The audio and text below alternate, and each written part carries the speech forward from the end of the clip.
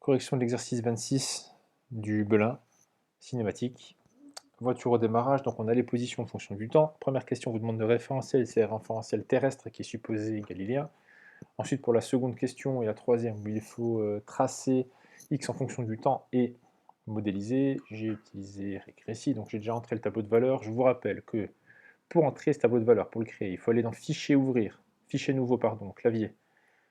Et vous aurez une fenêtre pour annoncer les variables sur lesquelles vous travaillez, donc t et x avec leurs unités, et ensuite le tableau s'affiche, vous entrez les valeurs. Si on est sur le graphe, on voit qu'on a un ensemble de points qui ne sont pas alignés, donc on va modéliser ça. Alors pour modéliser, vous devez vous souvenir que la position évolue en fonction de t au carré, donc ce qu'on appelle une parabole.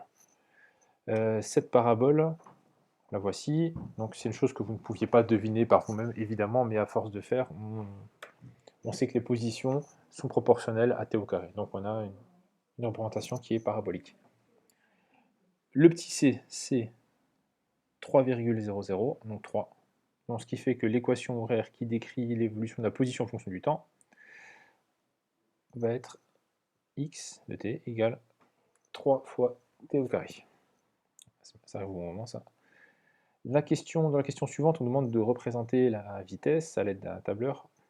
Mais avant ça, de déduire les équations horaires de v de t. Les équations horaires, bon, vous connaissez le principe. La vitesse et la dérivée par rapport au temps de x de t.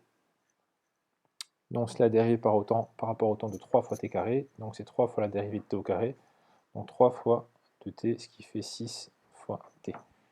On va vérifier ça sur Régressy en faisant apparaître dans grandeur y plus ajouter dérivée, la vitesse qui est la dérivée de x en fonction du temps.